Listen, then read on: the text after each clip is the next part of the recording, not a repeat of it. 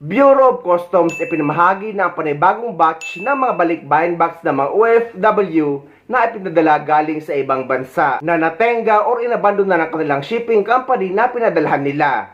Nilinaw naman ng Bureau of Customs na walang for pick up dito at i-delivery ito at walang kahit anumang babayaran. Isa pang batch ng mga natenggang balikbayan box ang pinamahagi ng Bureau of Customs sa mga pinadalhan nito. Inihahanda na rin ang kaso laban sa mga kumpanyang umabandona sa mga padala. 6 na buwan lang nagtrabaho sa Kuwait si Annalisa pero nagawa pa niyang mag-ipon at magpadala ng balikbayan box. Yun nga lang, nauna pa siyang nakauwi kaysa sa balikbayan box niya dahil mahigit 1 taon itong natenga. Minsan sinasabi nila dito talaga sa BOC. Kaya nag-email din ako dito sa BOC. Kaya sabi nila, iti-trace na lang daw nila. Sa totoo lang daw, kahit pinaghirapan, kinalimutan na ni Annalisa ang balikbayan box niya. Hanggang may tumawag sa kanyang taga Bureau of Customs para kolektahin ang kanyang balikbayan box ngayong araw. Nagulat ako, sabi ko, nandiyan pa pala yan. Kasi akala ko wala na talaga, hindi ko na iniisip ba.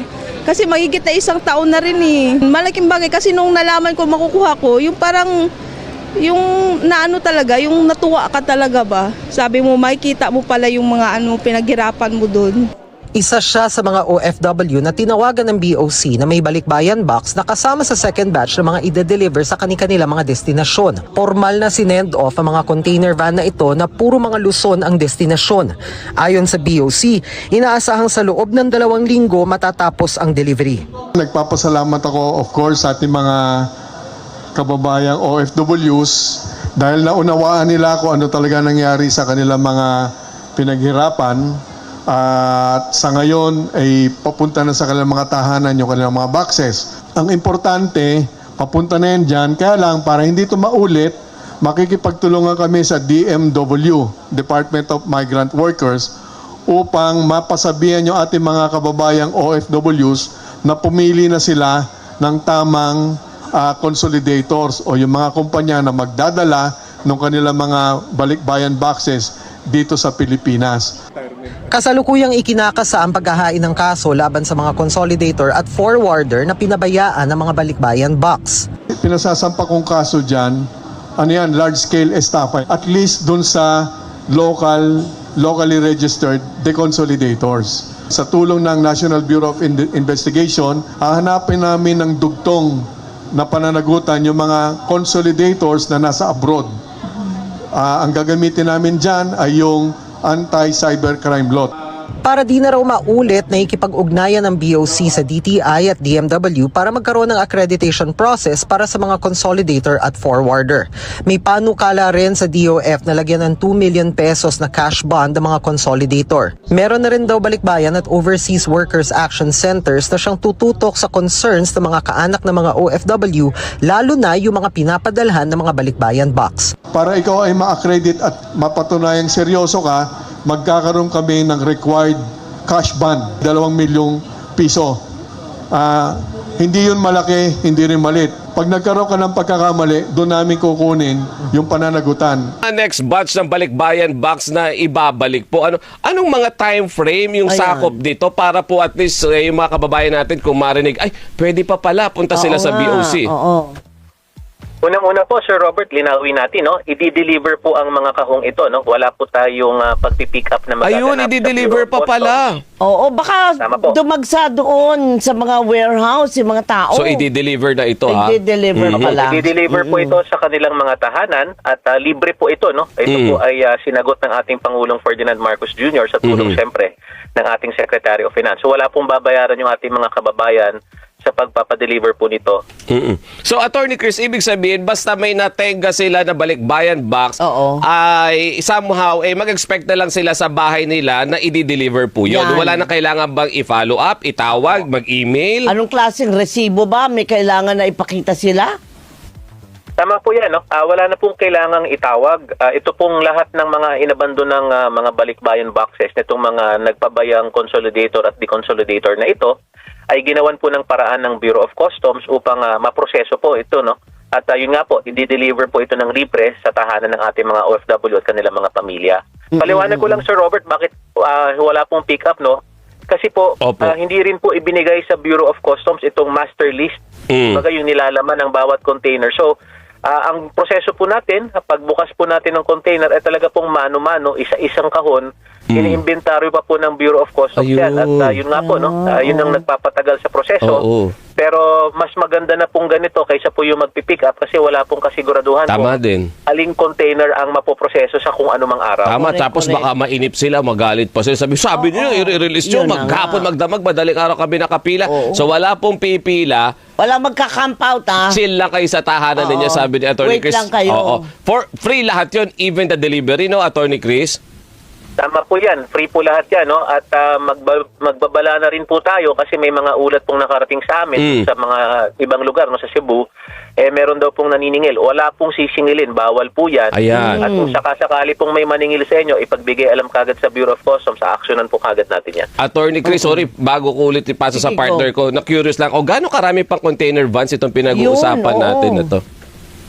Nag-umpisa po tayo, Sir Robert, Ma'am Doris, 140 plus na containers, no? Ang maganda naman pong balita, sa ibang port po natin, sa Cebu, sa Subic, sa Davao, zero backlog na po tayo. Ibig sabihin na ilabas na po lahat ng nasa Madali. port po natin. Oo. Ito na lang po yung last batch, no? Kahapon po, kung nakapag-proseso, mahigit 50 na lang po yung natitira. At patuloy pa rin pong pinoproseso yan. Malinaw naman yung instructions ni Commissioner Ariel Nepomuceno kahapon. Subukan, best effort po talaga in 2 weeks dapat matapos na po itong problemang ito. Opo, mga anong taon po ang pinag-uusapan natin? Kasi may mga OFW na, teka lang, 2001 pa yung balikbayan box ko na yan. Pasok po ba yun? Anong mga taon po ang pasok dyan sa sinasabi nating maaari nang i-deliver sa kanila?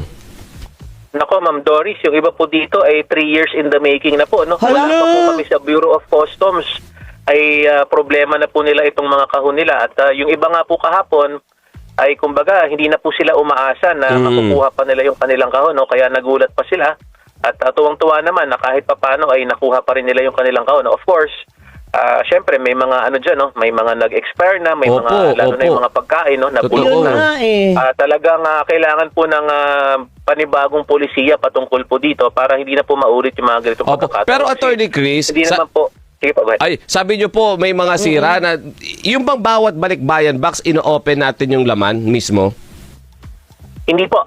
Ang proseso po natin sa Bureau of Customs, ito po ay dumadaan sa isang X-ray, yung mismong container po. No? So, hindi po binubuksan ang mga balikbayan boxes. Pwede na lamang po kung meron tayong nakitang kontrabando, halimbawa, droga, Opo. o kung ano pa mang ibang pinagbabawal na item, dun lamang po nagkakaroon ng intrusive search. Ang general rule po, wala pong intrusion. Hindi po binubuksan ang Hindi mga balikbayan bubuksan. boxes. Alright. Yun lang, Paano sira.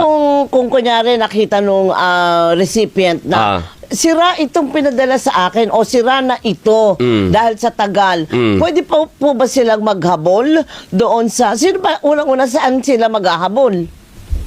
Napakagandang tanong yan, Ma'am Doris, no? Pinapayuhan natin yung ating mga OFW at ang kanilang mga pamilya na tatanggap ng mga kahong ito. I-document nyo po ang inyong pagbubukas ng kahon at nang sa ganon, kung meron man pong sira dito, no?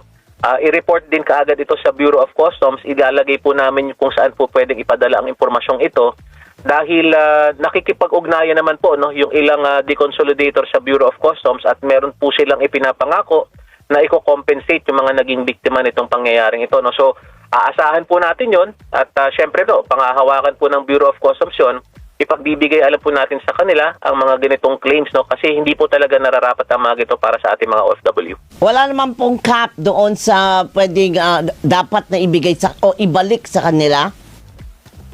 Ano po yun, Ma'am Doris? Wala pong? Wala pong limit doon sa kung magkano ang pwedeng ibalik sa kanila dahil nasira po o napanis o na, yung mga delata po nila ay hindi na talaga mapapakinabangan. Ang posisyon po ng Bureau of Customs yan, Ma'am Doris, no, bukod sa tayo ay nakipagpulong na sa NBI at humingi ng kanilang turong para magsampa ng kaukulang kaso, no? Pero yung mga ganitong claims po natin, i-document lang po nila, isulat po kung ano yung item na nasira, yung estimated value nito, At yung impormasyong ito naman ay ipagbibigay natin alam, no, doon sa deconsolidator na nangangakong i-compensate nila yung mga biktima, no. So magsasabay po yung dalawang remedyong yan. Sana po, no, tumupad naman itong deconsolidator na to, kasi talaga pong karamihan dito sa mga balikbayan natin talagang itong kumpanyang ito ang pinagkatiwalaan So sana kung talagang good faith sila at gusto nilang manumbalik ang kanilang reputasyon, sana naman po tumupad sila sa usapan. Pero yung mga nasa likod po nitong Natenga na yan, Attorney Chris, operational pa rin sila? Oo nga. Hindi po. Naglabas po ng suspension order at revocation order ang Bureau of Customs para sa mga kumpanyang ito. Hindi po sila pinahihintulutang mag-operate sa Bureau of Customs sa panahong ito. Pero Sir Robert, Ma'am Doris, sinawin ko lang po, no? Yan po kasi ang problema, no? Yung mas malaking problema ay yung consolidator na nasa ibang bansa. Ayun. Yan po talaga ang Totoo. pinaka-problema natin dahil pagdating sa jurisdiction, nahihirapan po tayong mag-implement or mag-regulate sa kanilang mga activities sa ibang bansa. No? So, yan ang ginagawa natin ng paraan. Sana sa mga pulisiyang ilalabas namin ay kahit pa paano naman mabawasan ang mga ganitong pagkakataon. Oo. Minsan nandun nga ang problema. Correct. Paano po, attorney, kung may mananamantala? Sabihin na, sige, ako mag-aayos niyan. Ako na bahala sa customs, pero bayaran mo ako ng ganito. Naku po, wala po talaga tayong ganyan, no? Malinaw na malinaw, meron po tayong no-take policy. Wala pong pwedeng mag-claim, no? Na sila ay may kapangyarihang mag-ayos na mga ganyang papel sa Bureau of Customs. Sa may mga karagdagang katanungan sa Bureau of Customs ay direkta kayong pumunta sa website at Facebook page nila na ilalagay ko sa description ng video na ito.